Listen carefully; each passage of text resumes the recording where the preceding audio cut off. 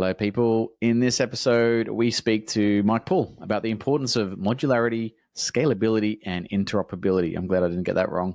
Mike Paul is the Managing Director for EMEA InEight. As Managing Director of Europe, Middle East, and Africa Business Operations at InEight, Mike Paul leads marketing and sales efforts while defining and driving the growth of digital solutions that fuel customer success. Directly preceding his current role, Mike was Vice President of Industry Solutions, acting as the liaison between clients in the industry and InEight's sales and development team in over 20 countries on 5 continents. Dale, how did you find that episode, mate? We went all over the place. It was great. We did. It was great. Well, first off, I'm glad you had to read out the title and not me, because between a South African and Australian, it was certainly a mouthful. I've got to put my teeth back in. But no, it was great. Mike's always fantastic. I've spoken to him numerous times offline, and it was great to get him on the podcast to share his views. He's obviously been with InEight for a long, long time. And often, when you've been with the organization that long, you see everything through that lens. But he does a great job at also taking the InEight hat off and sharing openly and freely his views, which is fantastic too.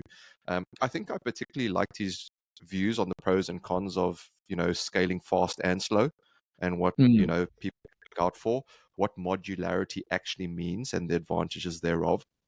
And I guess we also dipped our toe into the future, and he shares openly about, where he thinks we could improve. And I think the listeners will be surprised that he doesn't talk about AI in terms of the future. So yeah, one to look out for. What about you, Val?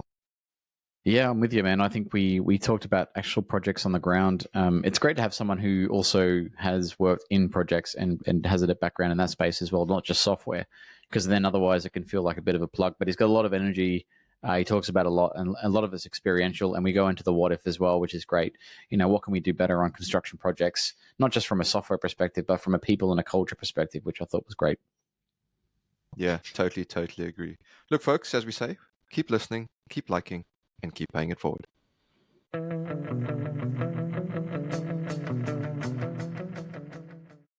Hello, project people. Welcome back to a brand new episode of the Project Chatter podcast, episode 180. Can't believe it. Cannot believe it. Mr. Dale, it was great to see you in the Middle East, buddy, for the Dubai Expo. How are you? Yeah, I'm good. Thanks, Val. Yeah, I hope you're not missing me yet. I mean, it was only a week or so ago that we saw each other, but yeah, just a little bit. Fair enough. I'll send you a picture maybe or something. Send you videos of myself every day. But it's great. We actually did our first presentation together, even though we've known each other for many, many, many years. Our guests were like this too. We were standing up on stage together for the first time. It went reasonably well, I thought. So it was good to do something special with you, mate. But let's introduce our guest. No stranger to projects. Mr. Mike Paul, how are you, sir? I'm doing wonderful, guys. How are you today? So good. So good. It's still slightly summer in Melbourne, so we're getting a bit of sun, which is great. But you can see the weather's turning already. So, Mike, I'm not looking forward to the cold. But we've been talking just offline about projects and everything in between. But, Mike, I would love to know where it all started for you, mate. How did you fall into projects?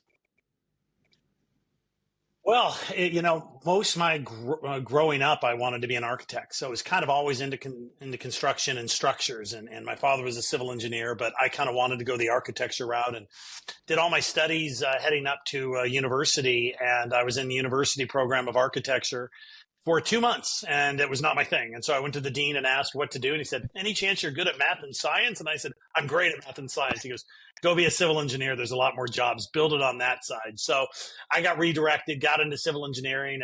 And I kind of, for about 10 years out of school, was a journeyman, if you will, in the heavy civil world. So I was bridges and roads and highways and even subdivisions, but really about the concrete and the flat work and the horizontal side, as we'd say. And then I had moved to Arizona, and I stumbled into this company called Hard Dollar that was the original company of InEight that was selling estimating and project controls solutions. And I just kind of walked up and was able to get myself a job, as an engineer working for a software company in 2003. That sounded an interesting approach. We'd been around 15 years at that time, or 14 years. And I stayed with them for 4 years. I then left, went into work for another construction company. And next thing I know, I found myself managing some supply chain and some construction project finance and program development in the Middle East and Africa. And I did that boy, between 2009 and 2013, I spent a lot of, or actually about 2015, I spent a lot of time in the Middle East and Africa doing that. Things kind of hit up against a wall with some changes in government, some energy prices, and I reached out to my old company, Hard Dollar, and they had been acquired. They renamed themselves. They became InEight, and I was able to walk back on board and I'd play a variety of roles there, and now I'm managing director for InEight for Europe, Africa, and the Middle East. So always been in this sort of business. It's fun as anything to be on the technology side, but to still be able to play in the sandbox with everybody else and walk the jobs and meet the people and feel like I'm still part of it. That's awesome, because when we do have people come on and we talk about software and applications for projects, the ones I think I get along with the most are the ones that have been on the other side of the fence, the ones that have actually got project battle scars. They've been out there in the muck. Because as you know, working on projects is never clean. And so if you're someone who's come from theory or the art of theory, and you go and apply those principles to projects, there is a massive gap. Yeah. 100%. Matter of fact, I'd say that's one of the unique things my group brings out there is that we have over 500 employees, but over half of them former project managers, construction managers, PMPs, civil engineers, mechanical industrial engineers. We even have some architects. And I think they saw what I saw as well. How fun to be involved in big projects, but do it from a different side. And so when I'm working at the beginning of a sale or just meeting with a client for the first time, it's immediate that I understand. I've been there. Many of our people were implementing our software or implemented and worked with our competitor software, but they understand a lot of the pains they're going through, what an implementation's like, what challenges they are, old systems they're working with. And I think it's unusual and unexpected, but it's a bright spot when they come in and say, oh my gosh, you literally have done that. Okay, come over here and help me understand why I'm not getting good feedback on productivities. And my data is showing me I'm losing money, but it doesn't look that way. And we can say, well, let me tell you my experience. And I think that is, especially in construction, experience is everything. Textbook, whatever. Training, okay, but experience is what wins over the respect in the industry. So we pride ourselves on that. I'm really excited, and I go in confidently that I'll learn something, but I'd also might teach something too. Yeah, I kind of agree with that sentiment. I think I used to think of like construction as organizations, but now I think it's more like tribes. So they hand these stories down, and particularly big construction organizations. I think we had Dave Snowden talking about Lang O'Rourke having a particular story about a crane, and that was passed down through management to the new starters, as a kind of a lessons learned. But it's great to have you on board, because I think we had a really interesting title, and just to kick in the subject matter, because I think we had some nominations of words, and I want to get some definitions before we dive deep, Mr. Mike. Modularity, scalability, and interoperability. I mean, for South African and Australian, some hard words you're throwing at us there. What does that mean to you, Mike? And how does the audience understand what you're talking about? Well, it first means I have a dictionary and a thesaurus, and I'm very creative. Find out a different way to say something else. So no, the title itself, from when it was mentioned, I wrote a blog in, I want to say maybe November, with this exact title. And what it was a culmination of my lessons learned in the last year in talking to just customers in the industry that are looking for technology, right? There was a long history 20 years ago where maybe the biggest people in the business, biggest companies wanted to do stuff. Technology wasn't there. They built their own in-house systems. And then there were some platforms and solutions out there where you bought them and then you customized everything with them. There are people that were using individual pieces and bits and best of breed single source solutions, but nothing really communicated. And what I've really picked up on is that, and last year was an interesting year in the technology side of the business, because everyone kind of pulled back a bit. Inflation, construction projects, governments, there were a lot of reasons why there was a reduction, I think, in the overall industrial spend in the technology piece. And as many of these periods do, they force people to look back again at their decisions, and they realize, I need something. That's not stopping. Projects keep coming at me, but what am I going to do? And one of the things came out was these other investments, some of these approaches, they either have systems that don't talk to each other, or they're big, massive investments or in-house developments that are just huge and take forever to get value. And the idea of modularity is I might want to take off one small chunk at a time. It's the whole eat an elephant, right? One bite at a time. You can't just say, I want to be digitally transformed. That's, I think, a misnomer and has created some dissatisfaction, because that is a holistic concept. that never ends, really. So they never feel like they've reached the finish line.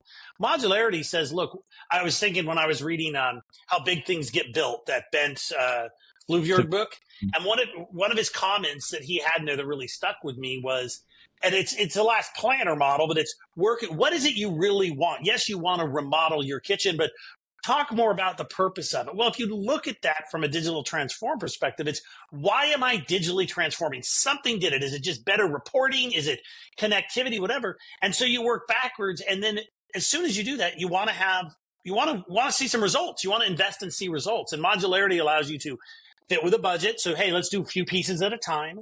Let's show management or the client quick wins so that we're investing this. And hey, we're going to show you right away. You don't have to wait till all the parts are in to fly this helicopter. We can already start using it right away. And so I think modularity in our sense says, hey, I know I have an end goal and it's going to allow me to do all my wishes, but I want to have some wins along the way. And it's living in the house before it's complete, but at least I got a bedroom and I got a roof over my head. So I really think that's an important thing. And it's helping people recognize their investment faster and show their boss that it was a smart move. Look, we're already getting this out of it. So that's where I go when I think of modularity in my business. Yeah, now, awesome. I was going to say that scalability and the interoperability are just extensions. So I've got several clients last year that their approach was, hey, Mike, let's start out, and I want to focus on these 3 business processes right now. These are the most important things, field productivity and better tendering or whatever they may be. But I want to do so many more things. So we focus on those, and they only start with that, and then they move on to the next phase. Well, sometimes the next phase is, I'm not ready to add more business processes and more tools. What I'd like to do is scale it out. So maybe we started on a project. Now I want to add more projects. So the scalability says, can I repeat this? It's modular housing. I can build this over and over again. We can do that, right? So you can produce then scale it to allow you to grow. You don't have to feel like I'm buying a company-wide solution that's going to take years. No, let's just focus on a core team or a project and scale it up. Right. And then the interoperability says, okay, now I'm seeing all these wins and I'm growing it through my organization. And I start to connect to my other systems. Initially, everything's still disconnected or some of the old way. But as you phase it in modularly and scale it up, now we can start connecting to ERPs and 3D modeling tools and whatever the connectivity is. So it almost just explains a few-year transition of a really smart implementation. Start small, phase it in, grow it, and then connect everything else. And that's becoming a trend. And that's why I wrote the blog at the end of last year. Yeah, that's really interesting, Mike, if I jumped in there, just listening to you. And we all know that there's many triangles in projects. We like the golden triangle, the iron triangle. There's lots of different triangles. Val loves triangles. He always drew triangles when we work together. Triangles and circles. I don't know. Yeah. But one of the triangles we know and love, and there's different versions of these, but they're all similar, are people, processes, and technology. And I guess you're touching primarily on technology for obvious reasons. But I want to know, though, does the people and processes side, does modularity, scalability, and interoperability also apply?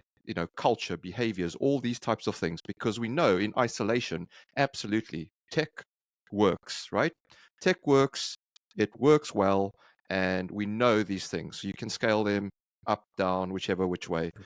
But I want to know, in your experience, when it comes to people and processes and the culture around using these tools, and also, I guess, capability, are those things modular? Are those scalable? They certainly are. That's actually a great question, almost like you read my notes. We often refer to it as 3 Ps, right? People, process, product. That's us just spinning on the word technology. But yes, absolutely. So one of the ways that it works from our side is as we are implementing, many of us, as stated earlier, come from the industry. So our people take pride and bring a value to this process that isn't just an uncertain, tell me what I need to do from a technology perspective. It's really, let's walk me through your challenges and let's look at a few ways to do it. That's the people on our side. But on the other side, what this allows you to do is go in and find some internal change champions, right? Change management at any implementation is tough.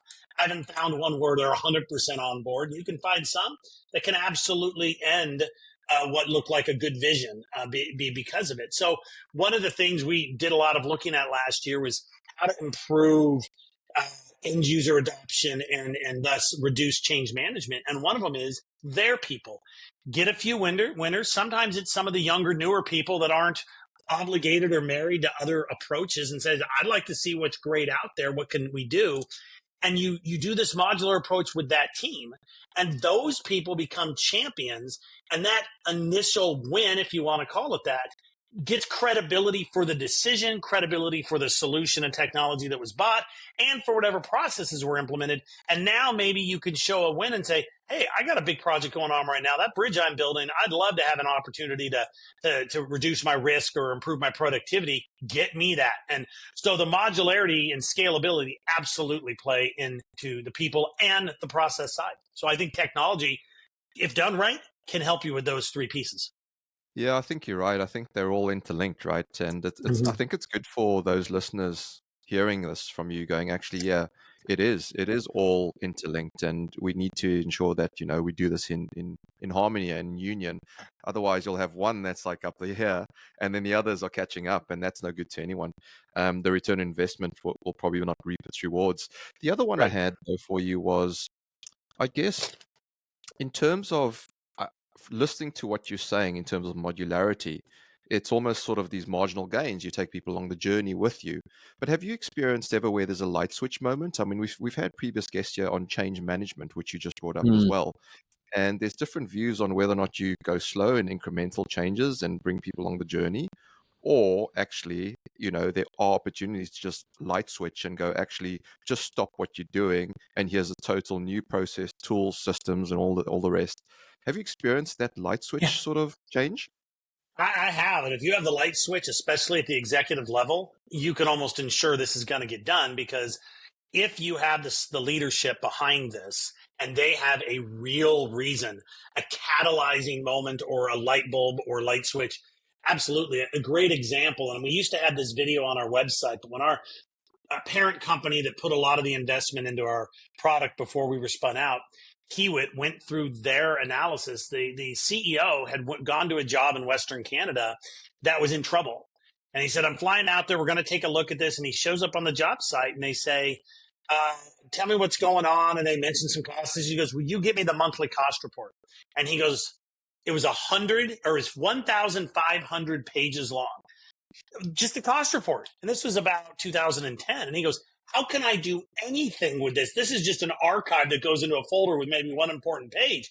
How can I dig anything? And that was the light bulb that came on for that organization. Says, we have to do things differently.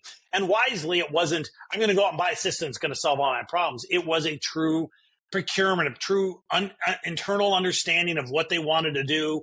It was that last planner. I want to get here to where I have reports and dashboards and analytics and predictability and all these, AI and all these fun things. That wasn't a thing at the time, but you were hearing people in game, well, let's back up and figure out how we're going to get there. And it came down to saying, we're going to have to do this. And senior leadership had to own that this was going to happen, or you will get groups within organizations that will resist the change. Maybe they don't want to learn a new tool. Hey, look, I get it. Maybe I've always been successful, I think, doing it this way. I'm a good golfer. Why am I going to destroy my swing with the hope that it become a better golfer if I'm happy? So a lot of people are afraid to have that change. But I think the most successful ones happen if you have that moment, a major loss on a job that puts you under for the year, or a report that can't solve it, or sometimes an accident on a job site, or a huge hole in a tender. But usually that is a critical step for success. If not, you need to make sure you have the confidence and the intention behind it to stand no matter how tough it gets. Yeah, that makes sense. And I think you're right. And you're covering it quite nicely to, I guess, share with those listening what the pitfalls might be of either way. But if we unpick that a little bit, because I guess there's a cost to everything, right? And when I don't mean a monetary value necessarily. Yes, there is a monetary value cost, but there's a cost to doing things fast, and there's a cost to doing things slow. And in your experience, what is the cost of either of those? Well, I have seen implementations where they know they need a system and they go out, even if they take their time and they coordinate it and they go through a procurement and they make their selection and they set their deadlines. if they didn't do their proper understanding as to really why are you doing this? Yes, we need to get off whatever expired system or spreadsheets or too much paper in my office. Yes, there's something like that. But what you really need to do is look at what in the organization needs to change and why. And so there are some that get started, and if they haven't got together as an organization and gone through why they're doing this, and even looked at maybe standardizing processes, there's many times that work has to be done inside the operation before they can think they're going to go and digitize it. Otherwise, we find many times, hey, Mike, we got to put this implementation on hold. We need to reevaluate everything we're doing because we got into your workshops and found out that Val and Dale and Mike run departments and they do it all different ways. So how are we going to come to a consensus? Well, they can come to a consensus while we're in the room. That could be problematic, or they can say, well, go back, let's do that. So I've seen ones that know what they're going to do and have developed their processes and feel confident with their SOPs. Those ones have more success. The other ones, especially the target dates, what happens, we don't usually, our technology usually doesn't slow anybody down in hitting their deadlines if we think the schedules are realistic.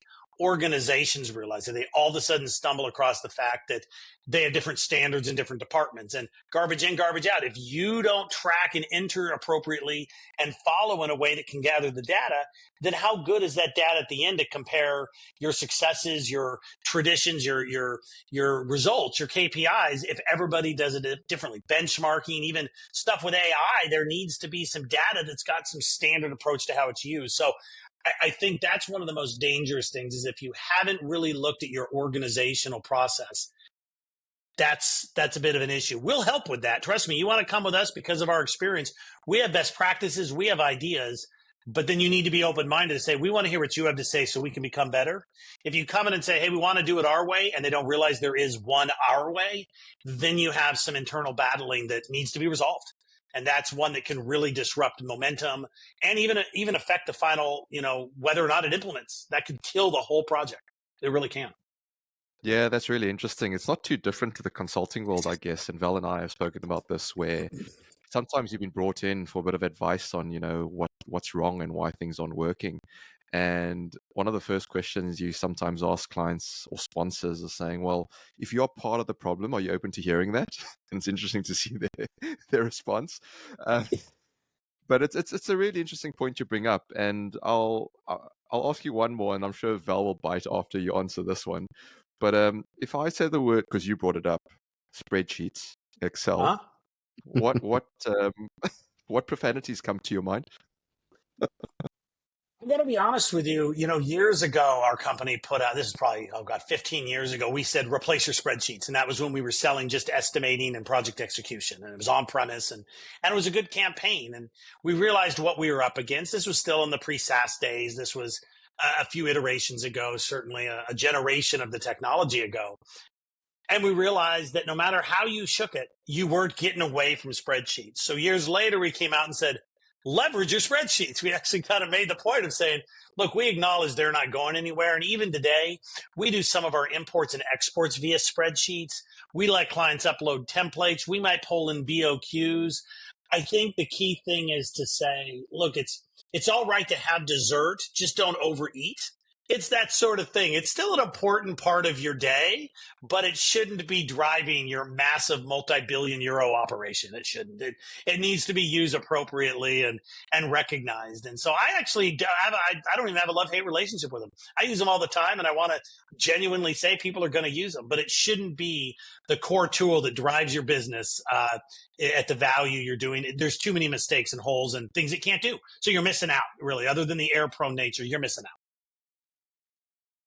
I was going to say then I think a lot of people are having too much dessert there, Mike, because there's an obesity epidemic on projects with spreadsheets. I think, and in terms of adopting, I think that you did the right thing, and I think a lot of people are realizing that there is a place for spreadsheets. It's this malleable data set that you can run all sorts of theories on, but it's a temporary element. I think when people construct housing around it and start to do smart stuff, then it becomes a problem because now you're becoming your own in-house software engineer.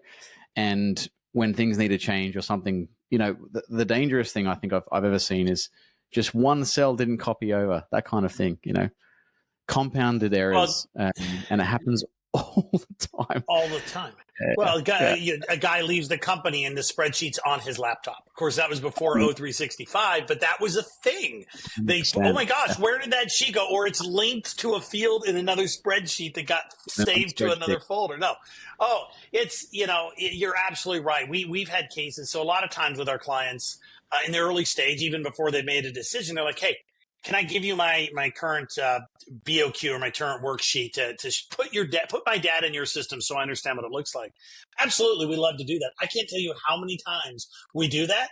And about 2 weeks later, we call up and say, hey, we're ready to run this demonstration, but you have a major error in your spreadsheet. You have a field that didn't add up that was, 250,000 Canadian dollars short of what you bid. And they're like, oh, no. Yep. And so I feel bad. It's a bit gratifying to know that, look, this is why you need something like this.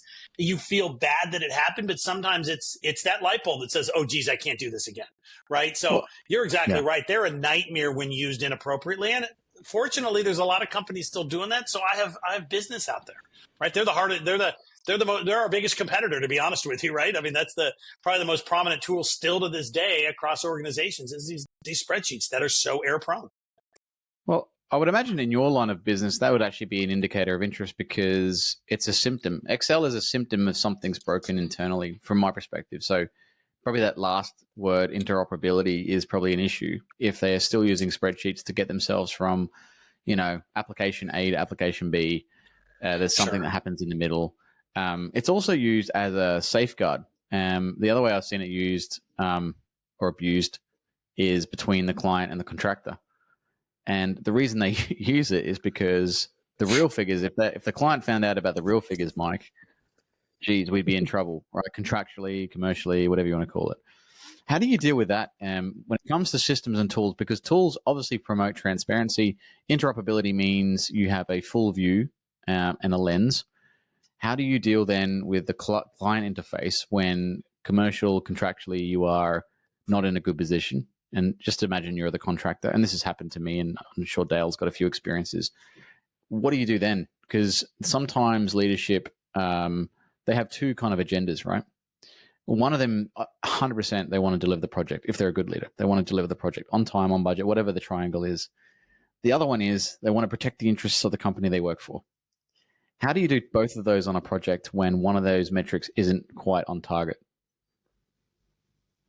Oh, you're absolutely right. One of the challenges out there is people don't want to be transparent. They've known that they can forecast money that they're winning to an item they're losing to pick it up and say, look how good I am. And yet it's all because one item did so well for one reason or another, and they kind of bury it. So spreadsheets and even systems can do that. Now, the auditability of ours, for example, if someone did do something like that, you might need workflow approvals to do it, which limits its capability. But even if you did something underneath it, there's auditability. So that is truly a problem. And I think some of the more long-standing people on older have been using the same spreadsheets for a long time. They know how to do that. And they might be some of the ones resistant. When I talk about change resistance and end user adoptions, there are people I've seen that you could tell that's one of the reasons that they're resisting it, is that they know that we're quickly going to expose it. But to your question specifically about the different stakeholders, one of the successful approaches we've seen recently, we did some things in our system that allow it. So it's one of the few that could be used by an owner on a job. So we have owners all over the world. We have PMCs and consultants, some of the biggest names in the world, using us on projects. And of course, we were originally built for contractors. So the ability to get very granular and daily productivities and quantities and crews and all these things that tell you, how am I doing in my man-hour variation every day, right? So because those tools were built into it, as you scale it up the stakeholder pyramid, you have the ability to use or not use those. Well, we were recently selected, middle of last year, on a project in Norway for a new airport they're building up above the Arctic Circle in Bodø. And that one actually has got a new contracting model that I've seen a few more times. But the idea is that there is the contractor agrees to share in, it's a risk reward sort of contract base. Those can only be really successful if you have full transparency.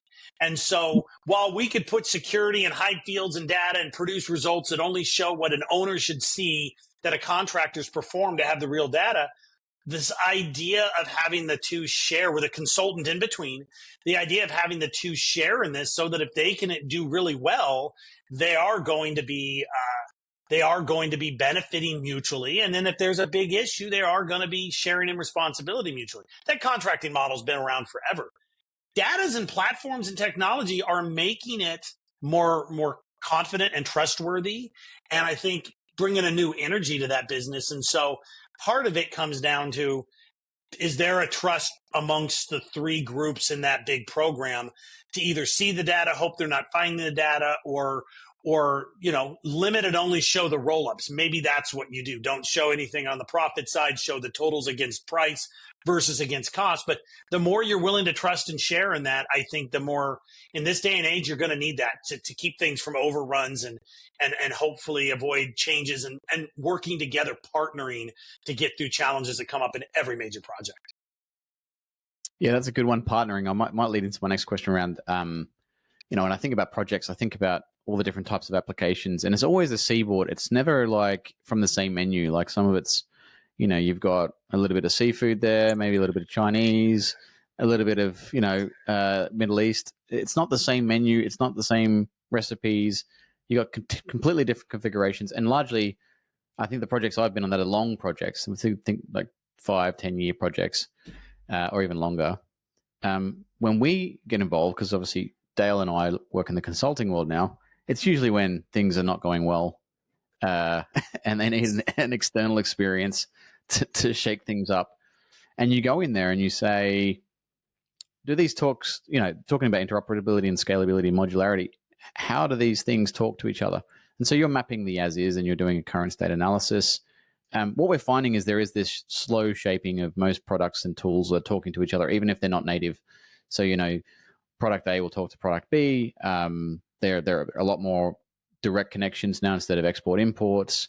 I think software companies as a whole, kind of industry for project management, are starting to realize they need to offer that as a service, because we can't just expect a project, especially when they've got legacy systems, to just adopt the full suite of programs from one provider, which arguably would be the idea to do that at the onset. Dale and I have had many conversations about bringing project controls into the bid phase rather than the delivery phase, so that we can help set up the delivery phase. What's your experience in terms of talking nicely with others? Do you think that the trend or the industry for software as a service or platform as a service programs or applications, they'll start to talk and merge all together with a nice transition using the same language? Are we getting to that level of maturity? We're getting closer. I think, one of the challenges we have, and it ties back to the earlier part about user adoption and new systems, is there's still a lot of people that are comfortable in a 20-year-old solution or some in-house product, and they're a little nervous about changing, especially on the tendering side, changing a new tool. But I'm very confident when I turn in my tender here, so they're nervous to do it. Okay, well, as those products slowly expire out, a lot of limitations in those products prohibit real good interoperability, right?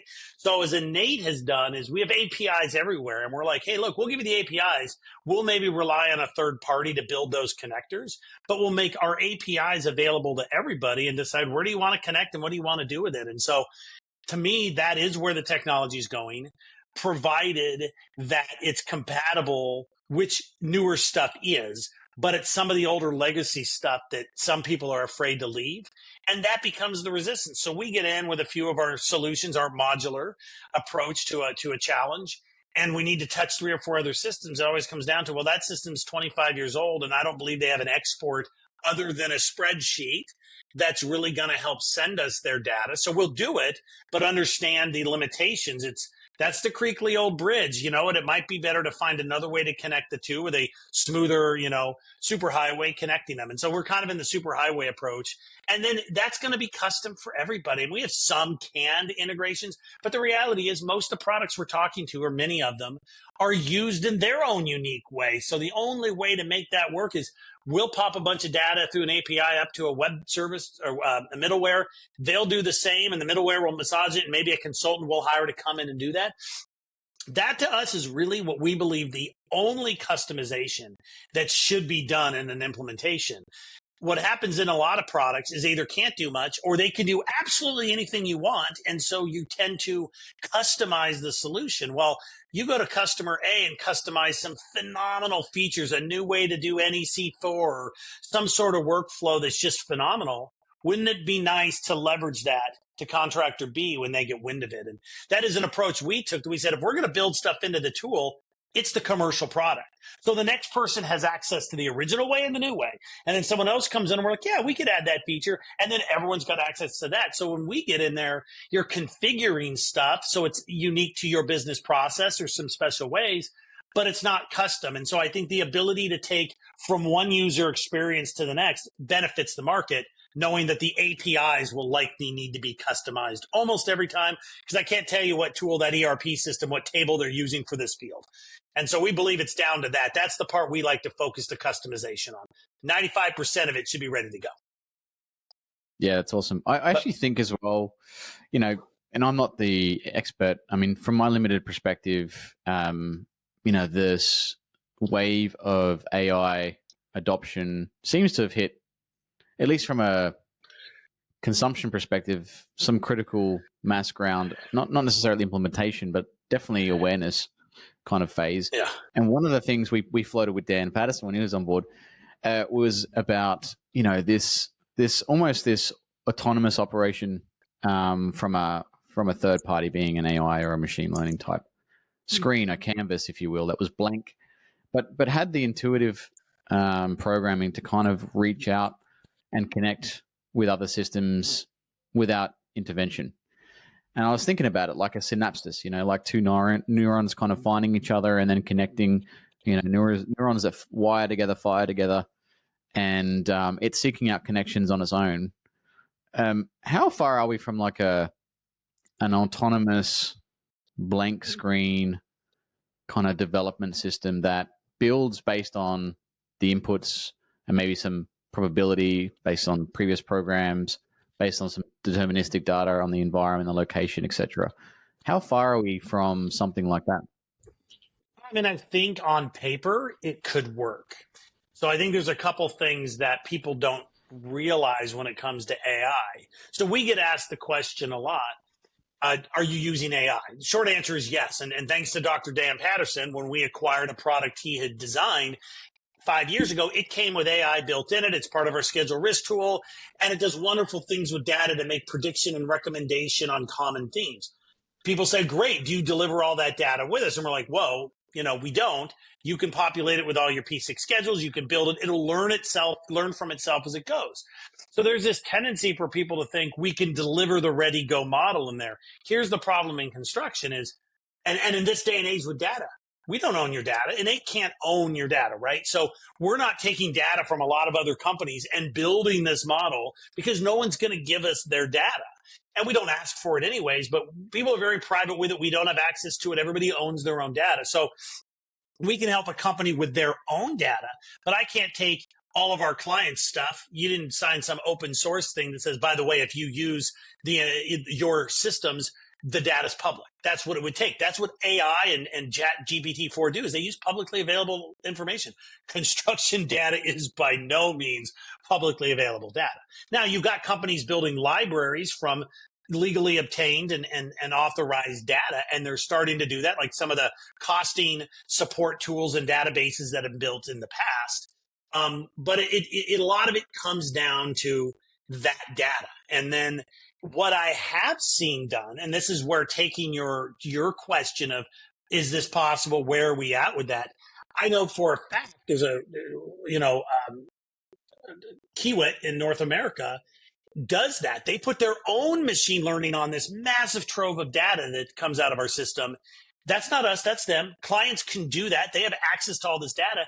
And they have these like 12 machine learning engines that they have put on top of that data that are being used to anticipate, based on history, projects that may end up having the greatest risk. And it's affecting their decisions at bid time. Like they're changing the way they approach the market, the industry, based on, I call it, it's not the needle in the haystack, it's the needle in the needle stack. I mean, you are so much deeper than just saying, look at this great KPIs. It's going in and finding an even more important announcement. Said, hey, it's good to know this, but did you know that it's a result of this? And I'm going to suggest that you're probably going to end up with one of those losses. And so I think companies that whatever systems they use, if they can be smart about how their data, different systems or one system come together and is accessible, they can do almost entirely that. I think that, like I said, the technology in a prototype is there, and there are examples of it. I just think it's hard to think that any one vendor is going to do that. You slap AI on somebody's tendering tool. How does that help me in predictability? Okay, slap it on the predictability, but how does that help me tendering? So it's going to be coming, I think, initially with the experimentation of the larger companies, or the smarter companies, don't have to be large, that have been smart about their data. So it starts with data. You get that, I think there's a lot that can be done with it. But if you put it on the burden of the vendor every time, I don't know that that's necessarily going to provide, a generational change.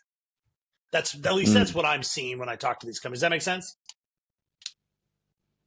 Yeah, it absolutely does. If I jump in there again, before Val gets carried away too much there, Mike, I do agree with you totally. And I think data or data for the American audience is really, really a contentious issue. And if I sort of weave that into an area we touched on earlier on, I guess, the supply chain, because let's face it, on most of the projects we're working on, there's a supply chain, right? There's the contractor, the subcontractor, subcontractor, et cetera, et cetera.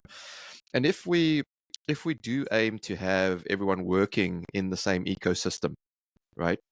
Where do you stand on that? Do you believe that the entire supply chain that's delivering the project should be in the same tool set? Or do you think that it should be separate?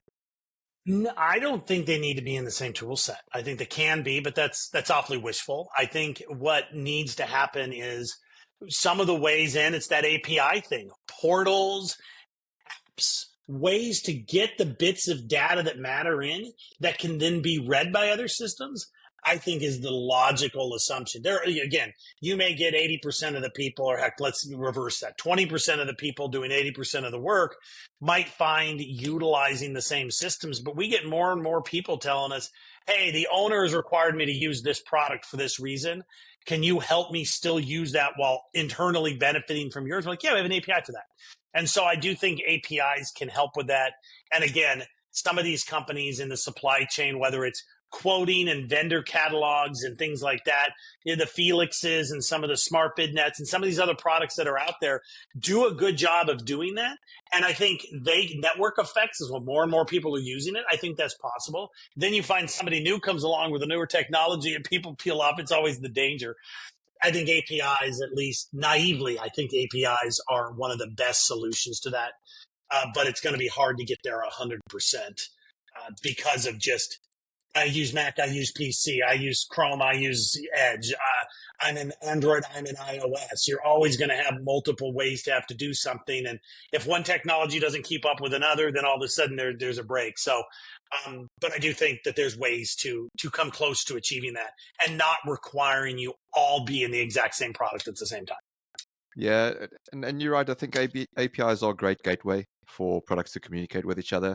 I guess the other challenge for organizations is, do we have the capability? Do we have the people that can actually design these solutions using these APIs? And that's the next challenge. But I want to touch on the data, regardless of if everyone's working in the same tool set or not.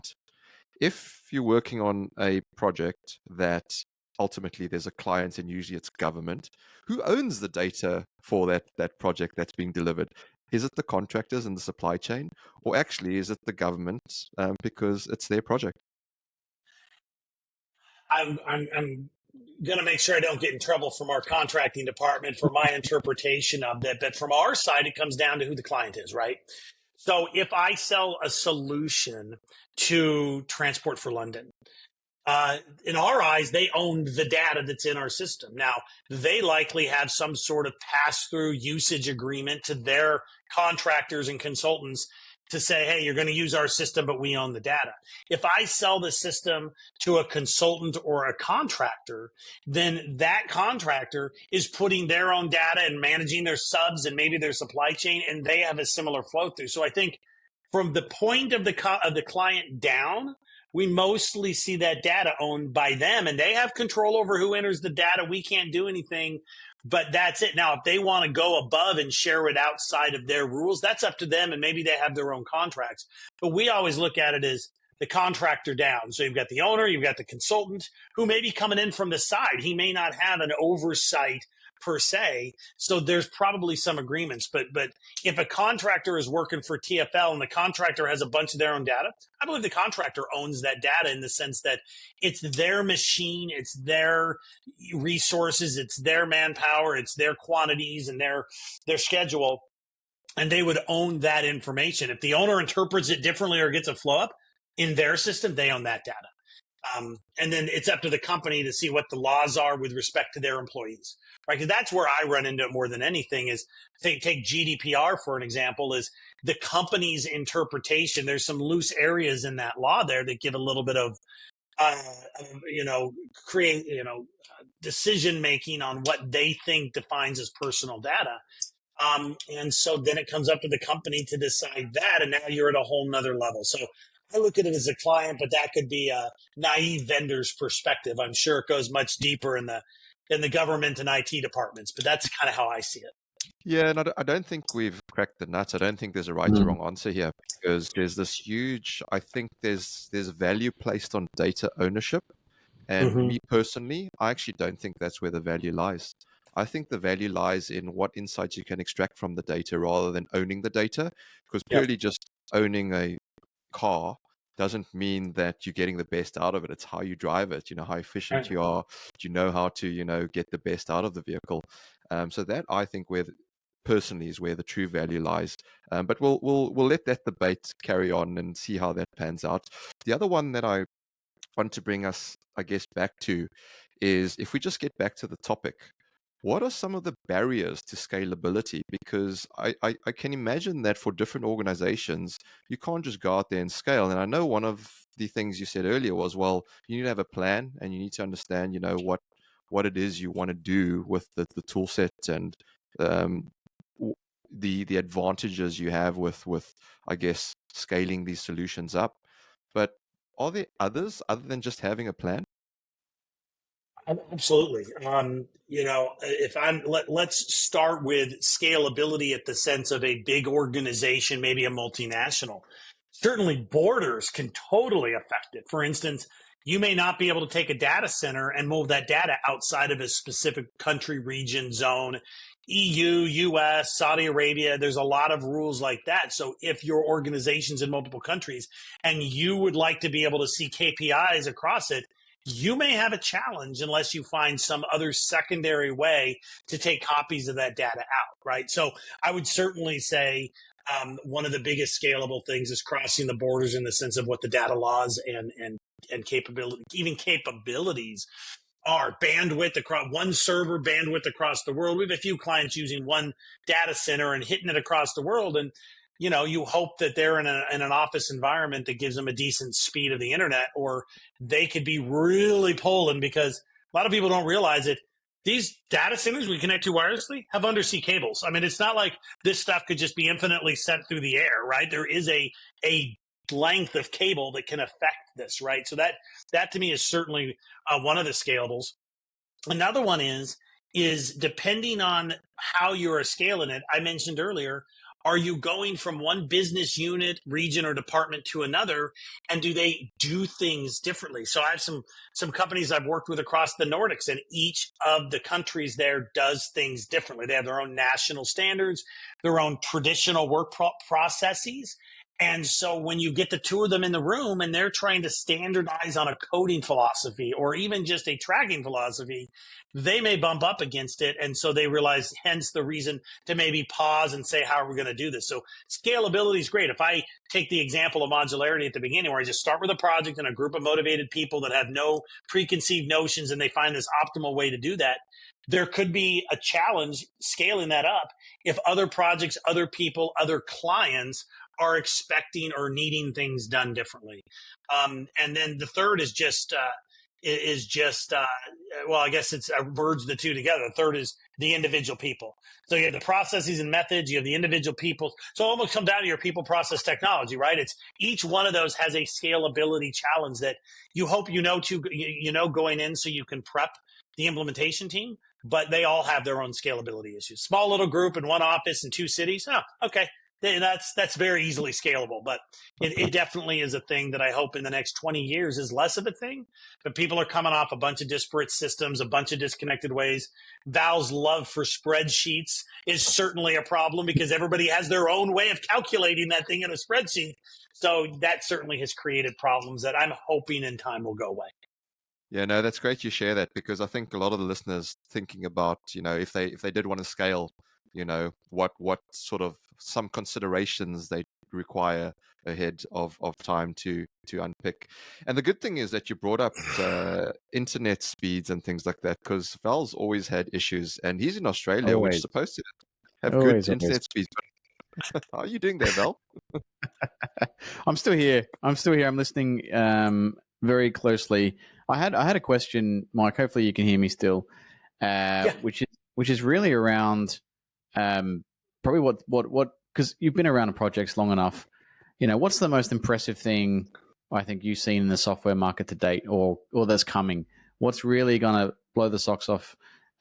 Because ultimately, what we don't want is iterations. I think what we're ready for is like a big change, a big shift. And I think if you can get, from what I can see in the market, most people are getting ready for something. They're kind of, from the conversations I have with clients, this is how it goes. What do you offer in AI? And we talked about that earlier, but AI is just one component of a kind of larger shift, which is I'm almost thinking or smelling that they're ready to let go of control to a degree, right? And obviously there's a level of trust that comes with that because we talked about data, et cetera. But if we can tickle the boxes and AI can do what it says it can on the box, are we moving into something a bit more special? So back to my original question, what's really getting you excited, Mike, in that realm? These are tough ones to go through, but I'm going to just take my current business out of this answer, because you could go all day on the AIs and the virtual realities and all these things. That doesn't excite me in the same way that new building materials and building methods does. I love what the potential is for. I did some work about 8 or 10 years ago, and I was looking for some new technologies, and I was finding a company in Florida that made algae-based concrete, which is better for the environment. It was lower cost, that cured faster and was stronger. And it sounds very utopian in that sense, but it's real. The problem is, that's got a scaling issue because people tried and true, they know their PCC, right? They know their Portland cement. So get that first building zoning community willing to say, I'm building 3 high rises with algae-based concrete. No one's doing it. I think it's right for that. I think new methods of approaching the metals and the environment in the way they build their buildings. And I think there is elements of 3D printing and robotics. It's not an end all be all. I love modular building. I love the ability to build something in a factory and deliver it over a 3-day weekend, build the whole 12-story office tower with minimal site disruption. So I think there needs to be more attention put on some of these prototypes and technologies. I have personally seen work on small scale. I would love to see that work on a bigger scale, but I don't know that a lot of agencies and builders have the stomach to be that guy. It's one thing to be the first on a new technology platform and try AI here. It's another thing to go that path. But I truly think that's where we're going to see the next big leap, is in that kind of materials building process. And robotics is part of that, right? How they can, use it to build brick and shoot stucco and do some of the traditional stuff that might be more repeatable. Yeah, I'm with you, Mike. I think we get stuck in the whole the classroom zone where we're kind of talking about the office suite and how we manage projects from a methodology perspective, but what makes real ground and what makes truly remarkable shifts in the construction industry is changes on the ground. And I think there's something around future projects being a lot more conscious of the environment and sustainability. And we're seeing that come in with ESG and various other methodologies to help govern and constrain because again, transport in particular, transport infrastructure has a huge impact on the carbon footprint of each country. And especially when a lot of the Western countries are in a kind of a capital spend. We've got a lot of infrastructure projects in Australia, for example, and we haven't got any metrics. We do have metrics, but we're not using, I mean, metrics is one thing, right? And carbon offsetting is another.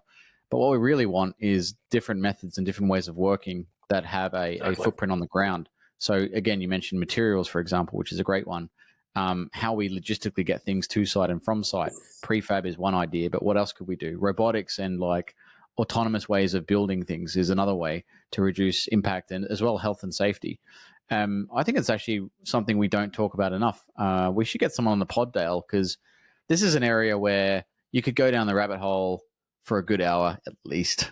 But Mike, what do you think about that? I think it's great. I mean, I see constantly every couple of years a McKinsey, a Boston consulting group, somebody comes out with a really nice report on improvements in this 20 trillion US dollar global sector of the economy, and says if you could do all these things, there's a 50% chance, or there's a chance of 50% productivity improvement, right? You then also see the global the footprint of building materials and transport, and even things like coking processes and burning and melting in your steel mills. I'm seeing and reading studies all the time. Not only would it be good for the environment, I think it would look good politically, and I also think there's a chance to revolutionize and do some of this stuff in a very smart way. You see, NEOM's trying a lot of those things in Saudi, but are they going to scale? We'll see. That maybe is what you need, is to have that level of high-profile project with investment. But I truly believe it, and I think people tend to look at the obvious things in front of you, your petrol vehicle, your water heater, your air conditioning unit, as things that are going to change the environmental effect of our everyday activities.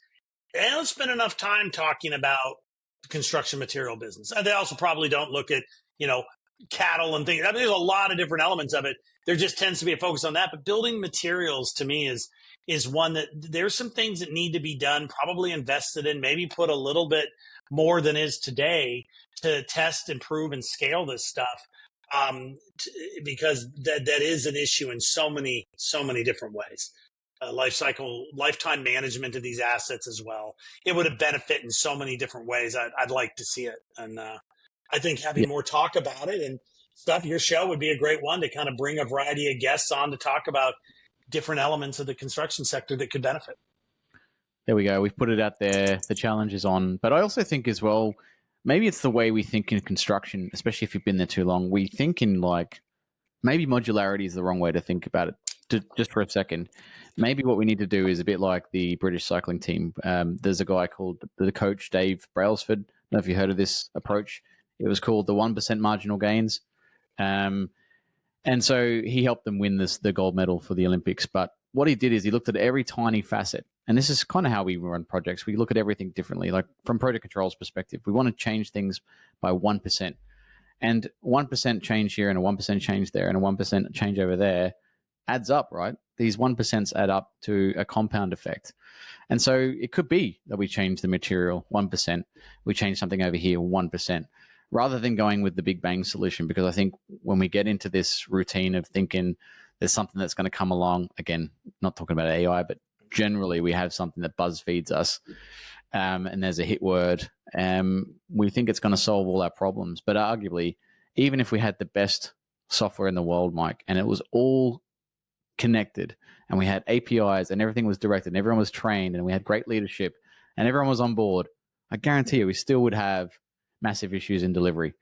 And it's because it's one, as Dale will tell you, these are unique endeavors. Each project's a little bit different. Two, they are a lot bigger than they used to be. You mentioned NEOM. I mean, these are $500 billion projects at a time happening in concurrency in the same region. And then you're talking about breaking the rules of architecture and aesthetic design and engineering. So you're creating novel problems already. It's great if you've got a cookie cutter project like you're building a shed or a manufacturing unit with an assembly line.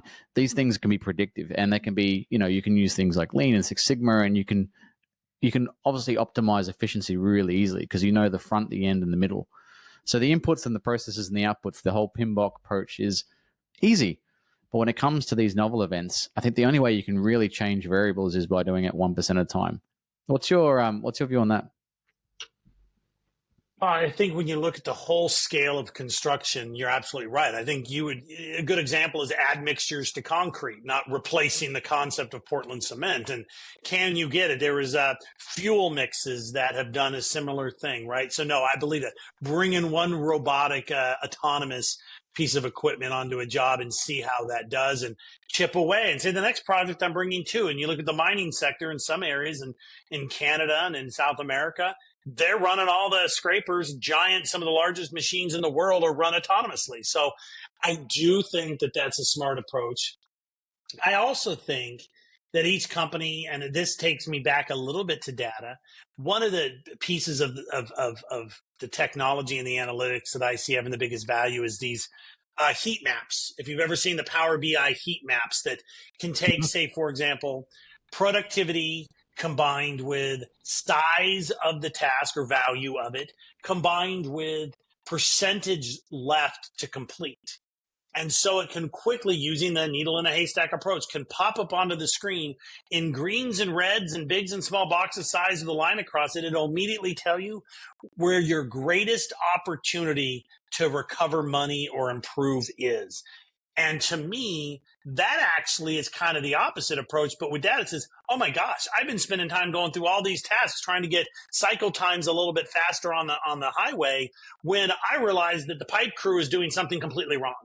And so as much as the bigger things can go 1%, I think analytics and those that aren't leveraging it and those that want to leverage it, that's a huge game changer in profitability to find out, I've only got 5 things I'm struggling on. Hey, how am I doing on those on other jobs?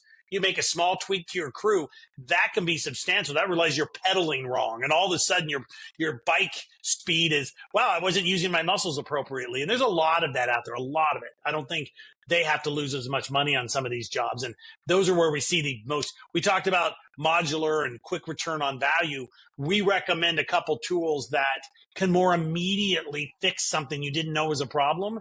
And it'll be a game changer, so they see the value of their investment right away. So I do think it takes both of those. A couple quick wins at a micro level. At a macro level, yeah, you're talking percentages. Absolutely great. I think that's a great approach.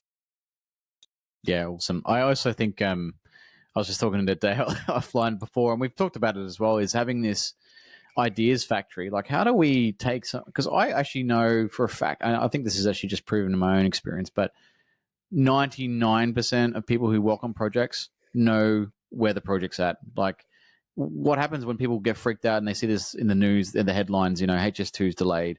If you ask any of the people who are actually on the ground working, they would have told you, yeah, we knew that. They knew. So they knew it before too. I'm not saying they knew then. They knew, like, with some time, particularly those that have roles in controls and development and analysis and risk. And we knew. And so when we apply these kind of ideas, we talk about scalability, modularity, and interoperability. Oh, I can't even say it now. See, Mike, you've got me stuck. Interoperability. I do. I'll have you memorize it by the end of the day. I just wanted to say mate at the end of it. My Australian slang just kicked in. But what I really wanted to do is talk about this ideas factory. How do we get great ideas funneling into something that we can then test and apply? Because what you're saying is true. And a lot of construction companies, I'm sure, would love to test things, but it's expensive. There's a high percentage of failure on a lot of these things that we say we want to try. And then because of the scale of projects, if you have the wrong idea and you scale it, you have a big problem. So there's this kind of concern of like testing and trialing. But imagine if we had an ideas factory, Mike. How do we kick this off? I'm just spitballing here, but how do we do this? It is a good question. I'm thinking to times I've seen new improvements in a power turbine and for a wind turbine for power generation, or I've seen over the years interesting desalination technologies. I think some people are entrepreneurial enough and maybe they invest their own sweat and money. I do think there's an opportunity through universities, grants, maybe some of these larger donors. If you can show the upside, you look at I'm trying to remember her full name, but Jeff Bezos' ex-wife, when they split up, she has a whole new approach to philanthropy. She's giving away money like anybody on the planet has ever given away in history. And one of them is because she's not expecting detailed analysis up to the date of how every dollar is being spent. She's kind of trusting that there's a term for it. She's trusting that they're going to go use it and there's no strings attached. And I think that it would be great to see some of those approaches applied. I mean, yes, maybe it doesn't look as soft as medicine and pharmaceuticals and things like that are important to donate, but you are talking about, again, about a fifth of the global GDP is involved in this sector. Could we get some really nice donations used and maybe an incubator or a innovator program to where money can go in to test these things? And if you get to a certain point, maybe there's an opportunity through government grants or other donors to do that. And I've always liked the Bill Gates approach, is that he invests in something that he can actually take a stake in. It's different than Bezos, but it looks at, hey, I could profit from it. So there's more of an incentive to invest. You get more of their attention and mindset and brain power, and they see it as, wow, if you could really scale up this power generation or desalination technology, and the end result is this, you could get ongoing chunks of money, because now it's no longer just a donation, have at it. It's someone with deep pockets investing in a profit model. And I feel that you can't just expect everything to be done with donations, but not all businesses and people have access to, okay, I can get you a couple $100,000. Now to go to the next scale, I need 12 million. But what's the upside? Maybe there's a value and an intellectual property side of it. So I think we need to find some programs and ways to experiment some of this stuff that on paper looks very doable, go into the lab, and then go from there. And it's been happening, but I just don't feel it's happening at scale at this point. And then you get something like MBS and NEOM saying, I'm willing to throw it at this massive giga project. That's where you do it, is you maybe find a couple mega or giga projects that are wanting to be cutting edge and promote themselves in that way. So I think there's ways to do it, but you got to get a lot of brain trust together and stakeholders to buy in it. And that's usually the hardest. Getting the money is probably not the hardest part, right? Fighting over it and coming with a plan to make money from it probably is harder. Yeah, I think you're spot on there, Mike. And hopefully some of those stakeholders are listening to this episode. Let's get this one out there. Exactly. Let's get it out there, and let's get the brains together and make this happen, because we have some bright minds in our profession. And I think the more we pull together to improve the way we deliver projects, the better for all of us, because ultimately projects exist to deliver outcomes for humans, for us, the public, right? And so it would be great. But look, we could probably talk to you for many hours, even days, Mike. You're such a fountain of knowledge, and I appreciate that you're open to sharing all of your ideas. And I love the fact that, I know it's difficult, you've been with InEight so long that you talk from an InEight perspective, but I love the fact that you can take the hat off and share freely your thoughts and ideas as well. So we really appreciate that. Yeah. But before we let you go, we want to do Fiverr with you, which is a bit of a pop quiz, so quick fire questions and answers. They're only 5, so we won't keep you too long. So if you're up for it, we'll give that a shot. Let's do it. Well, what have I got to lose? Exactly. So question 1. What's a hobby or activity that you love that would perhaps surprise some people that know you? Oh, my goodness. Well, I am, after COVID and I relocated my office, I had this plain fireplace behind me. And it was really boring as a backdrop. Now I'm in a guest house right now, so that's not it. And I decided to start putting some pieces of art there that looked good. But I wanted every piece of art or every artwork, didn't have to be a certain medium. I wanted it to have a story that I could communicate if I see it. And so it grew from 1 to 2 to 10. Now I have too many. I literally have grown beyond it. Sometimes I swap a new photo out because the same story has come along. But I think I've gotten to know the frame guy at Michael's Art Supply, because he's like, what have you got for me today? Oh, canvas from a map. So I've really kind of I don't have a creative eye at all, but if it has a story, there is something that stirs in me and it has fun. So the stuff across my house is the most eclectic styles of art, but every one of them has a story. So I do love to do that. Awesome. Question 2, probably you've answered it already, but I'll say it anyway. Do you have a quirky habit or routine that's a must for your daily life? Quirky is I'm fairly routine in my mornings. I have to have my coffee and I have to have breakfast. And I'm fortunate I live against a preserve and I live in the desert. So year round, I in Arizona, I'm able to hike right up my hill. So I've got to have all three of those things. If any one of those things missing, I'm off kilter. Wouldn't quite call that quirky, but a lot of people don't need all three of those. If I don't have any one of those, by 2:00 in the afternoon, you'll know that. So without all three of those things, I'm a little bit off center and swerving on my professional lane for the day. So we'll know for next time, Mike, if you're off kilter. I'll know exactly Absolutely. why. Absolutely. Question 3. If you could embark on any adventure or experience tomorrow, what would it be and why? I'm going to work forever, but I have become someone who is really into international travel. And I'm constantly looking at the next place to go and having conversations with close friends and colleagues about where have you been, where haven't you been? And I've been fortunate to have been literally at so many places. But now that means that the list I haven't been is even more important. I would love to take a sabbatical, do some of this travel, but actually tie it into what I'm doing. I'm fortunate I travel for work all the time, living in America and running 1/3 of the world in terms of a geographic territory. But I'm working. It's not like I'm sightseeing. I may get an afternoon here and there. I've always loved those travel shows that do some fun thing. I would love to do a building big or something that allowed me, probably for pay, for a production, to travel for 6 months that would allow me to see some great places, some great projects, meet some wonderful people, leverage my experience, tick a few places off my list, but also tie very well into what I do and where my passions are. I still think it's going to happen someday. I just may have to do it on my own in 15 years. So we'll see. I'll keep you posted. I'll send you a link to the travel show if it ever happens. Or I'm first to volunteer. If you take it on the road, let me know. Yeah, I'll join you as well. I'll hold the camera or something for you. Yeah, who doesn't have that dream, right? Yeah, exactly. So here's number 4, which is the fantasy dinner party one. If you could host a dinner party with any 3 people from history or fiction, who would you invite and what would you serve? You're catching me because I remember not long ago I heard this on a podcast and I'm like, I wonder what I would do. And then I moved past it and now you're catching me. I'm fascinated by Albert Einstein, so I would love to have him. I think if I go back in time, I don't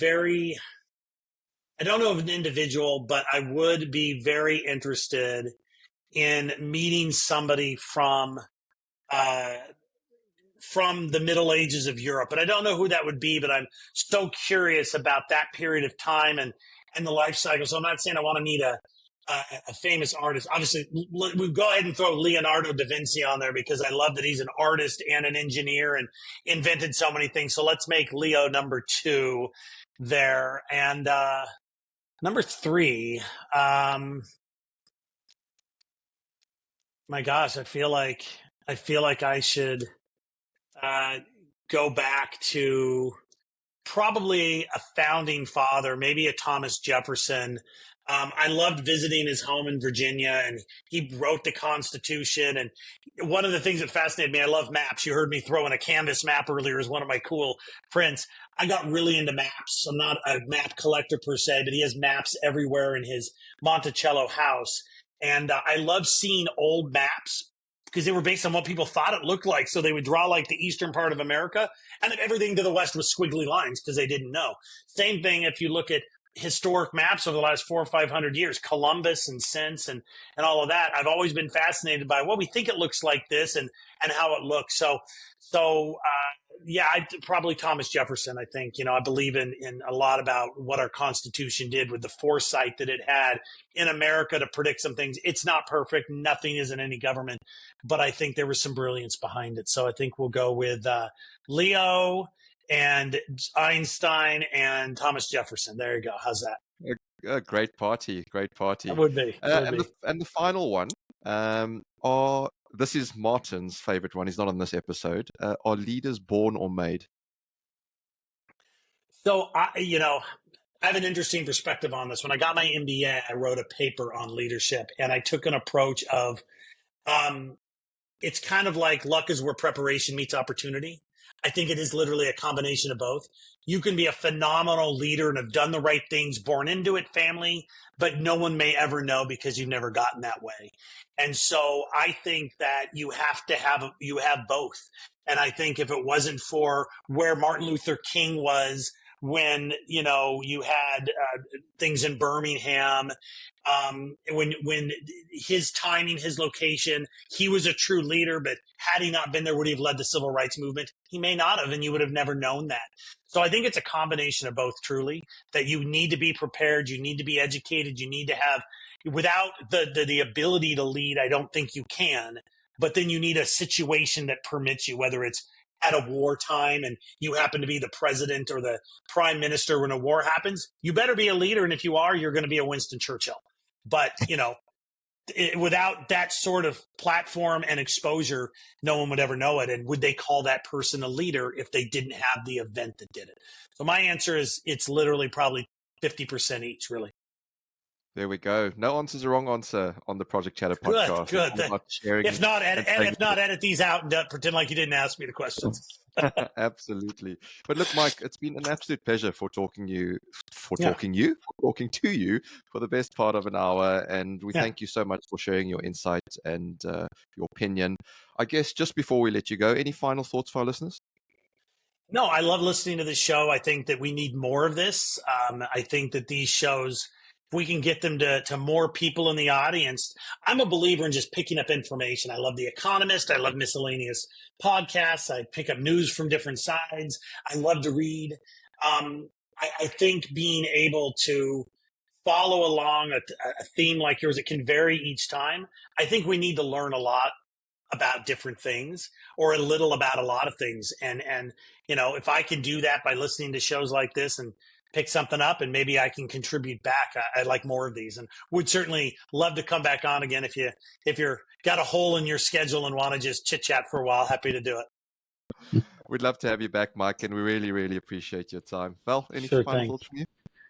No, thanks, Mike. It's been very, very fun. Hopefully we can get over there and come and visit you sometime. And we love doing these in person and traveling too. So thanks for your time today. Well, it sounds like I just missed you guys last week at the event you were at, or 2 weeks ago in the Project Controls UAE. We're active in all of them. This one kind of came up where you didn't get to participate. But we'll keep each other posted on some of the events we're doing. If we throw any of our customer events, like the one you saw us at in London last November, I'll let you guys know. Would love to have you come out and maybe a chance to take it on the road. Brilliant. 100%. That sounds great. It's always a good party as well. Absolutely. But look, folks, there you have it. This is the end of this episode. So thank you for listening. And if you enjoyed what you heard, please do help us pay it forward and share a link to this episode on your favorite social media. Once again, a massive thank you to our guest, Mike Paul. And thank you all for listening. Till next time, we say stay safe, be disruptive, and have fun doing it. From me and Val, it's bye for now.